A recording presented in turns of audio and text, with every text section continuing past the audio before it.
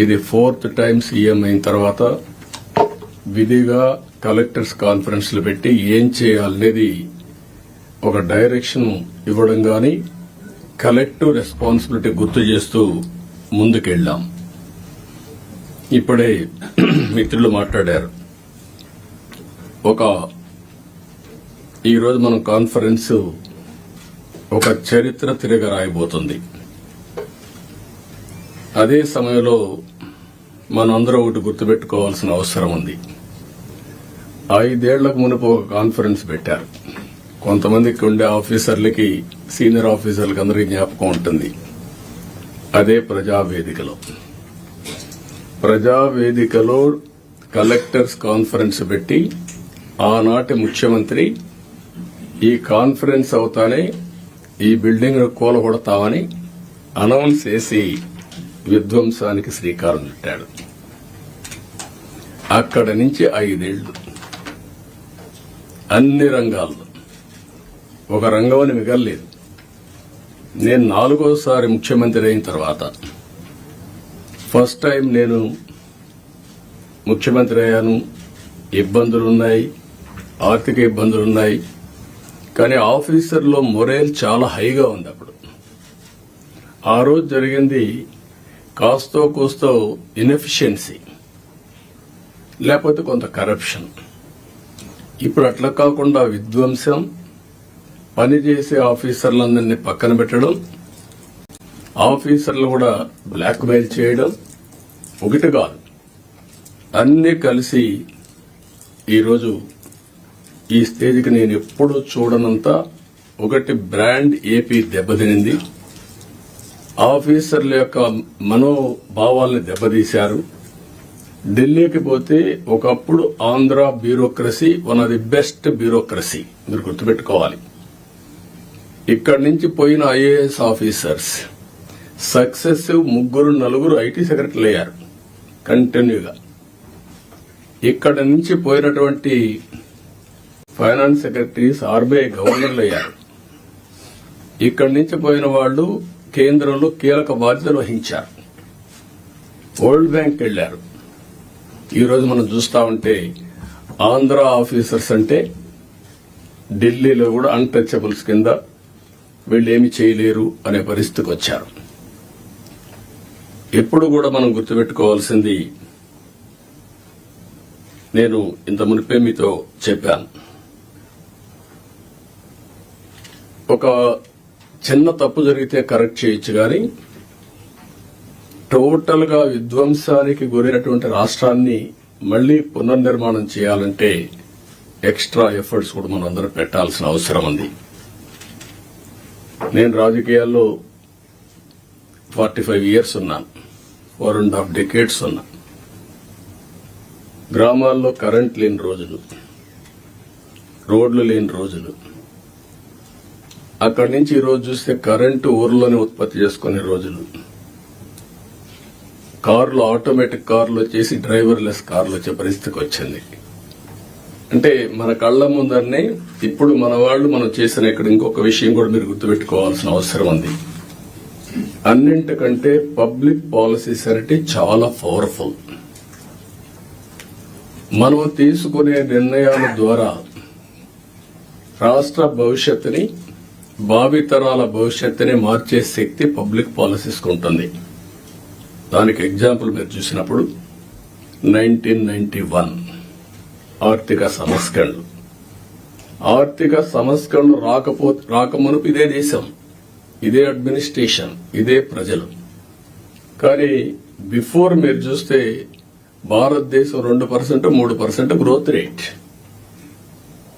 అదే ఆర్థిక సంస్కరణలు వచ్చిన తర్వాత కాంపిటేటివ్ ఎకానమీకి దోహదం చేశాం. అక్కడి నుంచి ఈ రోజు 2047కి సూపర్ పవర్ గా తయారయ్యే అవకాశాలున్నాయి. 5th లార్జెస్ట్ ఎకానమీకి వెళ్ళాం.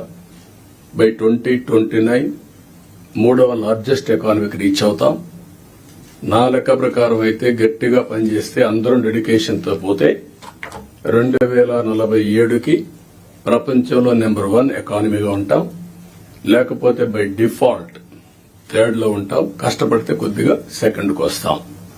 నేను ఎందుకు ఈ విషయం చెప్పానంటే ఆర్థిక సంస్కరణలు వచ్చిన తర్వాత first mover advantage technology adopt చేసుకున్నాం మనం ఇండియన్స్.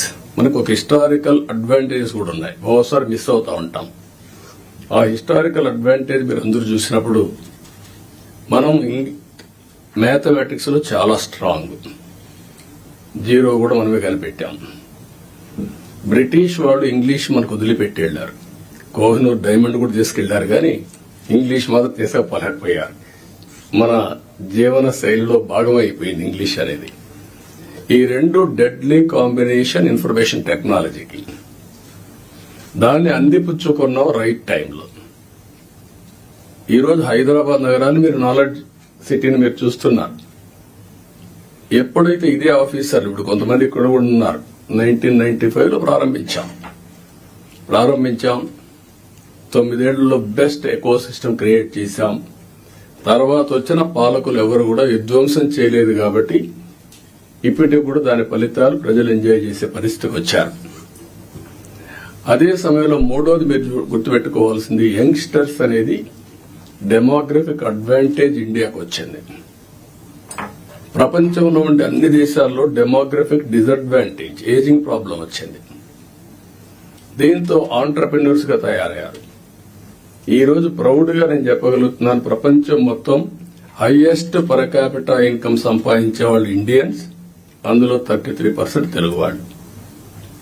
అంటే ఒక ప్రభుత్వం యొక్క విధానం, ఆ రోజు మనం తీసుకున్న పబ్లిక్ పాలసీ 25 ఏళ్లలో మనం ఊహించని పరిణామాలు, ఊహించని ప్రగతిని మనం సృష్టించే పరిస్థితికి వచ్చాం. ఇవన్నీ గతంలో చేసిన పనులు ఎందుకు గుర్తు చేస్తున్నానంటే, ఈ రోజు మీరు చేయబోయే పని భవిష్యత్తులో ఒక చరిత్ర సృష్టించే పరిస్థితి వస్తుంది. ఇప్పుడే మిత్రులు చెప్పినట్టు మేము ఈ 5 ఏళ్లలో ఒకరిద్దరుగా అందరం సఫర్ అయ్యాం. ఎన్ని విధాల సఫర్ కావాలో అన్ని విధాల సఫర్ అయ్యాం. అయితే మా కమిట్మెంట్ మాత్రం ఎట్టి పరిస్థితుల్లో ఏమీ చేయలేరని నిరూపించుకున్నాం. అందుకే ఈసారి ప్రజలు మీరు చూస్తే ఒక హిస్టారికల్ మ్యాండేట్ ఇచ్చారు. నేను చాలా సంవత్సరాలుగా రాజకీయాల్లో ఉన్నాను, కానీ తెలుగుదేశం పార్టీ వచ్చి కూడా 43 ఏళ్లు అయింది. కానీ ఈసారి ఇచ్చిన మ్యాండేట్ చూస్తే ఎప్పుడూ రానంత మ్యాండేట్, ఒక హిస్టారికల్ మ్యాండేట్ ఇచ్చారు.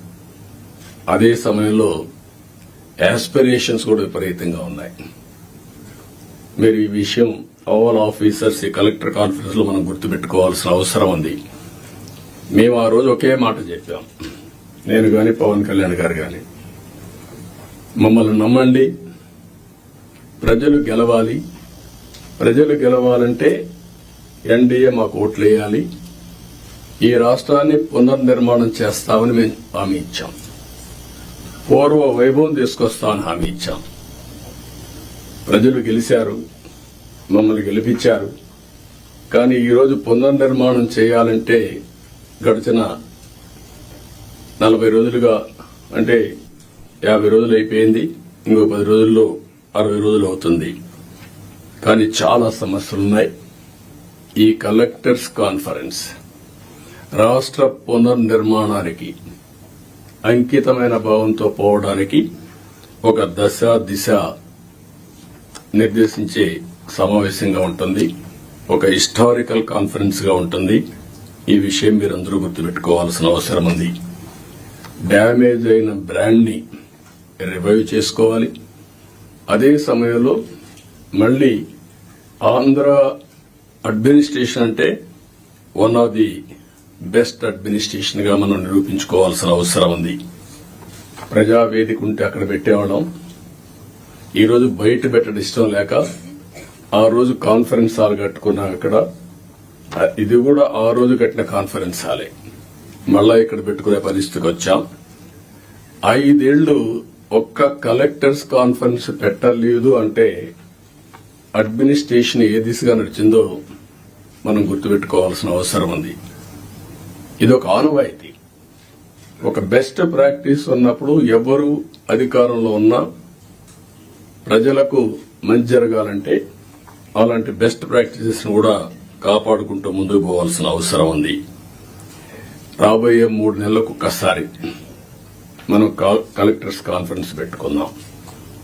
అయితే ఈ కలెక్టర్స్ కాన్ఫరెన్స్ కూడా గంటల తరబడి ఉండదు, రోజుల తరబడి ఉండదు, క్విక్ గా ఉంటుంది.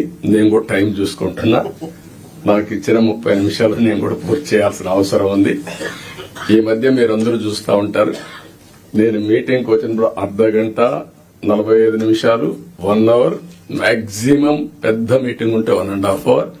ఒక్క నిమిషం లేట్ అయినా నేను లేచి వెళ్ళిపోతున్నా. ప్రిపేర్ అయ్యి రాకపోతే వాళ్ళకే చెప్పేసి you are not up to the mark, మళ్లీ రమ్మంటున్నా. ఒక జవాబుదారీతనంతో పనిచేయాల్సిన అవసరం ఉంది. ఇక్కడ జీఎస్టీపీ మీరందరూ కూడా గుర్తుపెట్టుకోవాలి. కొన్ని శాఖలు రాష్ట్ర అభివృద్ధికి దోహదం చేస్తాయి. ఎక్కడైతే జీఎస్టీపీ రాష్ట్ర ఆదాయానికి కోరిలేషన్ ఉంటుంది, అభివృద్ధి జరిగితే ఆదాయం వస్తుంది, ఆదాయం వస్తే సంక్షేమ కార్యక్రమాలు చేస్తాం. ఈ విషయాన్ని కూడా మీరు గుర్తుపెట్టుకోవాల్సిన అవసరం ఉంది. పబ్లిక్ సాటిస్ఫాక్షన్, అభివృద్ధితోనే పబ్లిక్ సాటిస్ఫాక్షన్ ఉండదు. ఆ విషయం కూడా గుర్తుపెట్టుకోవాలి. అభివృద్ధి చెయ్యాలి, ప్రజలకు మెచ్చే పాలన ఇవ్వాలి. అది ఒక ముఖ్యమంత్రో, ఒక డిప్యూటీ సీఎంఓ, ఒక మంత్రో కాదు. ఇక్కడి నుంచి లాస్ట్ మైల్లో ఉండే లాస్ట్ ఫంక్షనరీ కూడా, ఆర్ లాస్ట్ మైల్లో ఉండే పొలిటికల్ ఫంక్షనరీ కూడా ఈ ప్రభుత్వ ఇమేజ్ ని నిర్దేశిస్తారు. ఈ విషయం మీరు గుర్తుపెట్టుకోవాలి.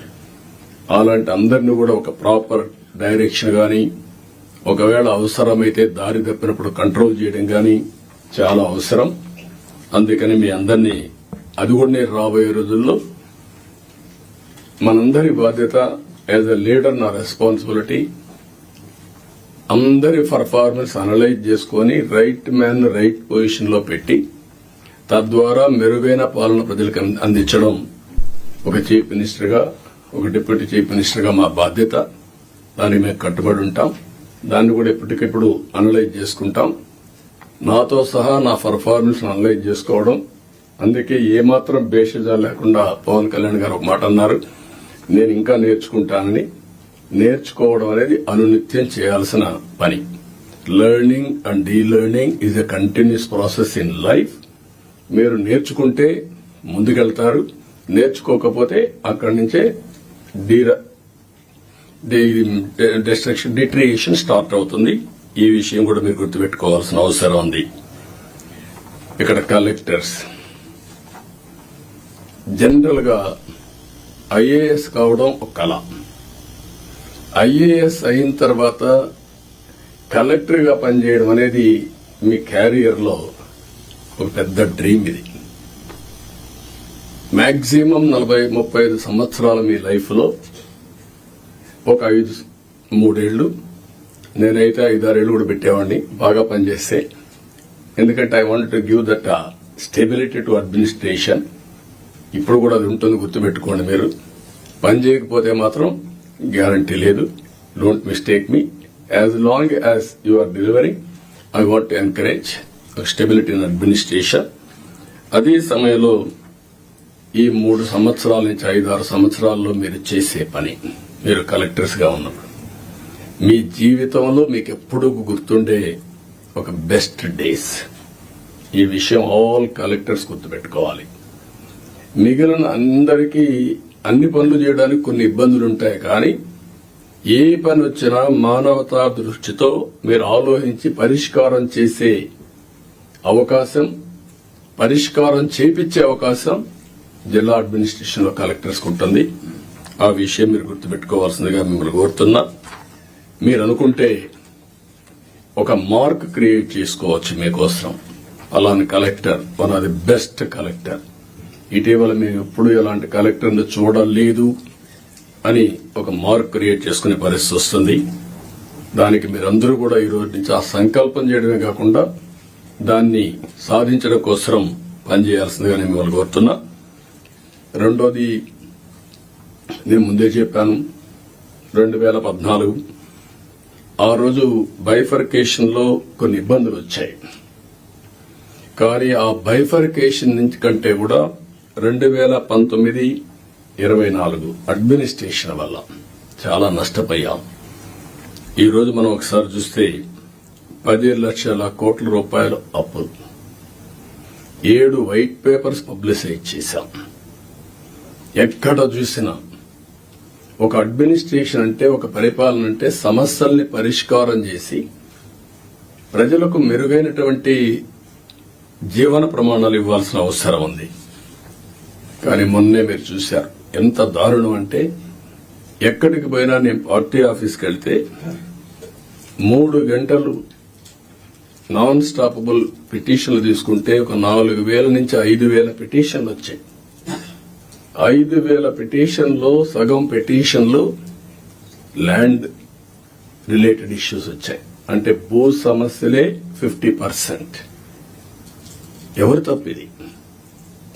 ఎప్పుడు నా 14 సంవత్సరాల సర్వీస్లో గాని ఇంత విధ్వంసం, ఇంత భూ కబ్జాలు, ఇంత 22A మిస్యూజ్ చేయడం ఎప్పుడు నేను చూడలేదు. ఇప్పుడు ఏ రికార్డు చూసినా సస్పిషన్ తో చూసే పరిస్థితి వస్తా ఉంది. అంతవరకు వెళ్లిపోయే పరిస్థితి వచ్చింది. అందుకే ఫస్ట్ కేబినెట్ లోనే మేము ఏదైతే ల్యాండ్ టైటిలింగ్ యాక్ట్ ఉందో దాన్ని రద్దు చేశాం. సర్వేను కూడా హోల్డ్ లో పెట్టాం. ఆ సర్వే కూడా ఇప్పుడే రెవెన్యూ మినిస్టర్ చెప్పినట్టు ఎవడు ఊహించినటువంటి సర్వే రాళ్లు, దానికి కూడా Galaxy granite one of the best granite. భూమిలో పూడ్చే రాయికి ఇంట్లో వేసుకునే ఒక ఫ్యాన్సీ గెలాక్సీ గ్రెనైట్ పెట్టి దాని మీద ఫోటో వేసుకోవాలని ఆలోచన వచ్చిందంటే ఎంత దుర్మార్గమైన ఆలోచన అర్థం చేసుకోవాల్సిన అవసరం ఉంది మనందరం. ఇది సివిలైజ్డ్ వరల్డ్ ఎవరు క్షమించరు. ఇవన్నీ అలాంటివి చేశారు. ఇంకొక పక్కన పట్టాదారు పాస్ పుస్తకాల్లో ఫోటోలు వేసుకోవడం.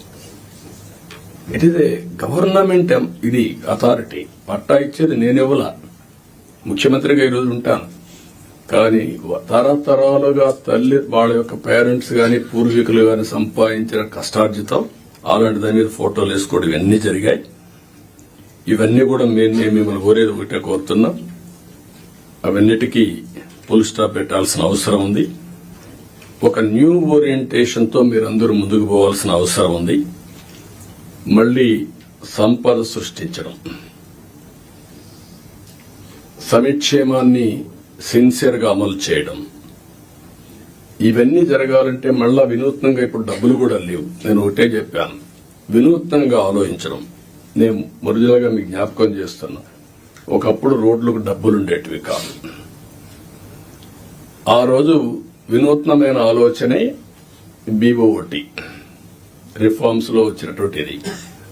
అందులోనే public private partnership. Public private partnership different angles తీసుకెళ్లాం. Over a period of time develop చేశాం. ఇప్పుడు వైబిలిటీ గ్యాప్ ఫండింగ్ ఇచ్చే పరిస్థితి కూడా వచ్చాం. గవర్నమెంట్ ఆఫ్ ఇండియా ఇంకొక నిన్న మొన్న మనం చూస్తే ఏదైనా ఒక కార్యక్రమం చేస్తే ప్రైవేట్ వ్యక్తులకు అప్పచెపితే ఏ సర్వీస్ గాని మ్యానుఫ్యాక్చరింగ్ గాని ఏ ఇష్యూ అయినా నష్టం వస్తుందంటే నష్టం వచ్చిన రోజులు వైబిలిటీ గ్యాప్ ఫండింగ్ ఎంతైతే నష్టం వస్తుందో దాన్ని రాష్ట్రం కేంద్రం ఇచ్చే విధానాన్ని తీసుకొచ్చారు.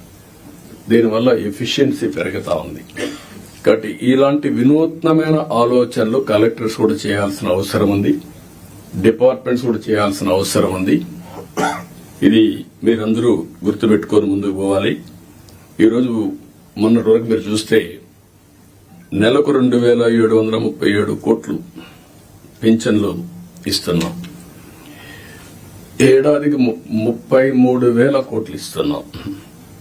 5 ఏళ్లలో 1,64,000 కోట్ల రూపాయలు పేదవాళ్లకు ఒక్క పింఛన్ రూపేణ మనం ఇచ్చే పరిస్థితిలో ఉన్నాం.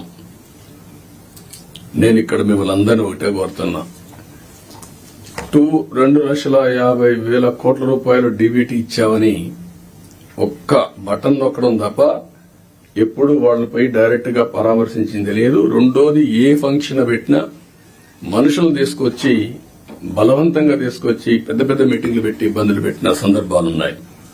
నేను అందుకే మిమ్మల్ని అందరినీ ఒక ఇది కోరుతున్నా, రాష్ట్రంలో అందరం ఎవ్రీ మంత్ మొదటి తారీఖున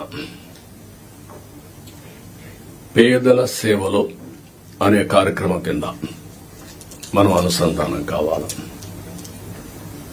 అంటే ఒక పూర్ మ్యాన్ చూసినప్పుడు వాడి పరిస్థితులు మనం అధ్యయనం చేసుకుంటే మీ మైండ్లో అది పనిచేస్తుంది. అక్కడి నుంచి మనం అనునిత్యం ఆలోచించాల్సింది ఏం చేస్తే పేదరికం పోతుందో మీరు ఆలోచించాలి. జీరో పావర్టీ అనేది ఈ ప్రభుత్వం యొక్క ఒక నిర్దిష్టమైన ఆలోచన. ఫస్ట్ నేను అందుకే పీపీపీ మోడల్ చెప్పాను. ఇప్పుడు P4 మోడల్ అంటున్నాం.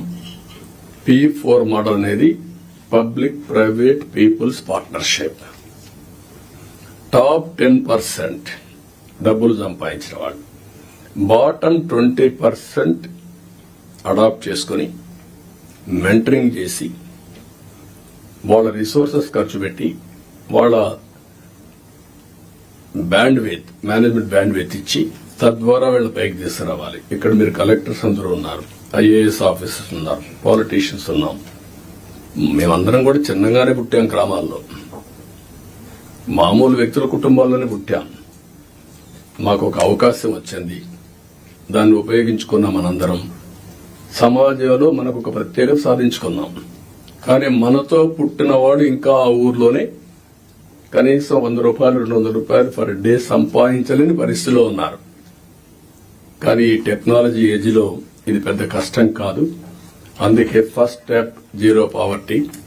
12 లక్షలు 14 లక్షలు ఉన్నారు, వాళ్ళ మీద ఫోకస్ చేద్దాం. మీ మైండ్ లో కూడా అనునిత్యం ఎక్కడున్నా కూడా పేదవాడిని దృష్టిలో పెట్టుకునే పరిస్థితి రావాలి. పేదరిక నిర్మూలనకి ఏమేం చేయగలుగుతారో మీరు చేస్తే చాలా బాగుంటుంది. ఈ విషయం మీరు గుర్తుపెట్టుకోవాల్సిన అవసరం ఉంది. అదే సమయంలో ఈరోజు కొన్ని ప్రిన్సిపల్స్ కూడా మీరు ఫాలో కావాలి. ఈజ్ ఆఫ్ డూయింగ్ బిజినెస్ గానీ, ఈజ్ ఆఫ్ లివింగ్ గానీ, ఈజ్ ఆఫ్ ట్రావెలింగ్ గానీ, ఈజ్ ఆఫ్ పబ్లిక్ సర్వీసెస్ ఎట్లా యాక్సెస్ చేసుకోగలుగుతారు చెప్పడం చేయడం గానీ, ఇన్నోవేషన్ గానీ, ఇలాంటి నూతనమైన ఆలోచనతో జీవన ప్రమాణాలు మెరుగయ్యే విధంగా హ్యాపీగా ఉండేట్టుగా మనం చేయాల్సిన అవసరం ఉంది. ఇది కూడా మీరు చేయాల్సిన అవసరం ఉంది. ప్రతి ఒక్క కలెక్టర్ గానీ, ఆఫీసర్లు గానీ, ఈ గవర్నమెంట్ లో మనం గుర్తుపెట్టుకోవాల్సిన empathy is very very important. నేను ముందే చెప్పాను, గంటల తరబడి మీటింగ్లు ఉండవని. పెట్టుకునే టైం మనం పెట్టుకుందాం, ఎట్లా చేయాలనో నిర్దేశిద్దాం. కానీ రూల్ బౌండెడ్ కాకుండా హ్యూమన్ యాంగిల్లో మీరు ఆలోచించండి. ప్రతి ఒక్క సమయాన్ని, ప్రతి ఒక్క ఇష్యూని రూల్ బౌండెడ్ గా మీరు ఆలోచించేంత వరకు సమస్య పరిష్కారం కాదు. కానీ హ్యూమన్ యాంగిల్లో ఆలోచించినప్పుడు అదే రూల్ కింద ఆ సమస్యను పరిష్కారం చేసే పరిస్థితి మీకు వస్తుంది. అలాంటి ఆలోచనకు శ్రీకారం చుట్టాలి. మీ సబార్డినేట్స్ కూడా ఎక్కడ గాని మీరు చెప్తున్నా, మన ప్రవర్తనలో ఒక పాజిటివ్ ప్రవర్తన ఉండాలి. ప్లింతీ లాంగ్వేజ్ వాడడం, లేకుంటే మనకు అధికారం ఉందని ఒక పెత్తందారి వ్యవస్థ మరిగా బిహేవ్ చేయడం, అలాంటి ఎక్కడా లేకుండా ప్రతి ఒక్కరు గుర్తుపెట్టుకోవాల్సింది. కొలీగ్స్ ని ఏ విధంగా పని చేయించాలో రాజీ లేదు, కానీ వల్గర్ గా మాట్లాడి వాళ్ళని కొంచెం ఇన్సల్ట్ చేయడం ఇలాంటి చేయకూడదన్న అభిప్రాయం. దాన్ని మీరు ఫాలో కావాలి. మీరు చేసే పని మాకు రిఫ్లెక్ట్ అవుతుంది. మళ్ళీ ఈ విషయం గుర్తుపెట్టుకోవాలి.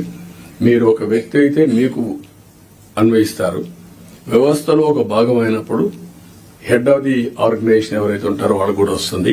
ఈ విషయం మీరు గుర్తుపెట్టుకోవాల్సిన అవసరం ఉంది. రెండోది యాక్సెసిబిలిటీ. మీ టైం నీగే మార్క్ చేసుకోండి. నేను కూడా ఎవ్రీ సాటర్డే కూర్చొని సీఎంఓ ఏ విధంగా పనిచేశాం, టైం ఎట్లా మేనేజ్ చేశాం, నేను ఎట్లా ఇంప్రూవ్ చేసుకోవాలి, అన్ని విషయాల్లో ఒక పక్క మీటింగ్స్, ఒక పక్క పబ్లిక్ రిలేషన్స్, ఒక పక్క మా పార్టీ వర్క్, అన్నిటికి కూడా నేను ఇయర్ మార్క్ చేసుకుని ముందుకు పోతున్నాం. అందరికి యాక్సెసిబిలిటీ ఇచ్చే పరిస్థితిలో ఉన్నాం. మీరు కూడా వీలైనంత వరకు యాక్సెసిబిలిటీ ఉండాల్సిన అవసరం ఉంది. ప్రజాప్రతినిధులు వచ్చినప్పుడు కూడా నేను ఒకటే చెప్తున్నా, this is the political governance. We are not dictators. Dictators అనుకున్న వాళ్ళు ఎవ్వరు కూడా మళ్లీ తిరిగి ఎలక్షన్ లో గెలవలేదు. మనం గుర్తుపెట్టుకోవాల్సింది, ప్రజాస్వామ్యంలో ఉన్నాం కాబట్టి పొలిటికల్ గవర్నెన్స్ మాకు ఒక మ్యాండేట్ ఇచ్చారు. ఆ మ్యాండేట్ మళ్ళా మీరు పర్వాలేదు కానీ మేము 5 ఏళ్ల తర్వాత మళ్ళా ప్రజల దగ్గరికి వెళ్లి మళ్ళా ఓట్లు వేయించుకొని వస్తే ఇక్కడికి వస్తాం, లేదంటే అసెంబ్లీ కూడా రాం మేము. ఈ విషయం మీరు గుర్తుపెట్టుకోవాల్సింది. మొన్నైతే మంత్రులు ఒకరో వచ్చారేమో అసెంబ్లీకి, అందరూ ఎవరు అసెంబ్లీకి కూడా రాలేదు. ఈ విషయం మీరు గుర్తుపెట్టుకోవాల్సిన అవసరం. అందరినీ కలవండి, తప్పులు చేయమని నేను చెప్పడం లేదు. కానీ ఏదైనా ప్రజాప్రతినిధులు వచ్చినప్పుడు కరెక్ట్ విషయాలు చెప్పినప్పుడు వాస్తవాలు మీ దృష్టికి తీసుకొచ్చినప్పుడు మీ బాధ్యత ఆ సమస్య పరిష్కారం చేయడం, ఆ క్రెడిట్ వాళ్ళకి ఇవ్వడం. 5 ఏళ్ల తర్వాత మీరు అక్కడ ఉండరు, మీకు ఆ క్రెడిట్ అవసరం లేదు. ప్రజాప్రతినిధి బాధ్యత, మీ బాధ్యత మీరు చేయడం, మీకు ఒక సాటిస్ఫాక్షన్ రావడం, మీ క్యారియర్ లో మీరు చేసిన మంచి పనులు మీకు తృప్తినిస్తాయి. ప్రజాప్రతినిధి వాళ్ళ బాధ్యత అది కూడా మీరు గుర్తుపెట్టుకోవాల్సిన అవసరం ఉంది. రెండోది లీడర్షిప్ అండ్ ఓనర్షిప్. గవర్నమెంట్ చేసే ప్రతి ఒక్క ప్రోగ్రామ్ ని మీరు ఓనర్షిప్ తీసుకోవాలి. యూ టు ఓన్ చేసుకున్నప్పుడు మీకు వచ్చే ఇంపాక్ట్ డిఫరెంట్ గా ఉంటుంది. అది కూడా మీరు చేయాల్సిన అవసరం ఉంది. ఎఫెక్టివ్ గా, ఎఫిషియెంట్ గా స్టాండర్డ్ ఆపరేషన్ ప్రొసీజర్స్ అన్ని మీరు చేసుకుని ఎక్కడికక్కడ కీ పర్ఫార్మెన్స్ ఇండికేటర్స్ ఇవన్నీ కూడా తయారు చేసుకుని మీరు ముందుకు పోవాల్సిన అవసరం ఉంది. నేను ముందే చెప్పాను, 3 నెలలకు ఒకసారి నేను కూడా ప్రతి ఒక్కరిని ఒక అసెస్ చేసుకుంటాం. ఆ అసెస్ చేసుకున్నాం కాబట్టి మొన్న ఎలక్షన్ లో మాకు వినబిలిటీ గాని హిస్టారికల్ మ్యాండేట్ వచ్చింది. నేను తప్పు చేసినా కరెక్ట్ చేసుకుంటూ వచ్చాం. కాబట్టి మీకు కూడా ఇది నేను గైడ్ చేస్తున్నా. అది కంపల్సరీగా మీరు చేయాల్సిన అవసరం ఉంది. ఎక్కడికక్కడ సింపుల్ గవర్నెన్స్ ఉండాలి, ఎఫెక్టివ్ గవర్నమెంట్ ఉండాలి. Simple government, very simple. నేను అందుకే మొన్న వచ్చినప్పుడు చెప్పాను, నేను వచ్చినప్పుడు పరదాలు కట్టడం, చెట్లు నరికేయడం, రెడ్ కార్పెట్లు వేయడం, స్కూల్స్ క్లోజ్ చేయడం, బలవంతంగా మొబిలైజ్ చేయడం, నేను పోతూ ఉంటే మనుషులందరూ నిలబెట్టేయడం ఒక అర్ధగంట. This are all not required. మేము కూడా మాకు ఒక హోదా వచ్చింది ప్రజలకు సేవ చేయడానికి. ఆ సర్వీస్ చేయడంలో ప్రజలకు ఇన్కన్వీనియన్స్ కలిగించడం కరెక్ట్ కాదు. నేను పోలీసులు కూడా పదే చెప్పాను, అది తూచా తప్పకుండా పాటిస్తాం.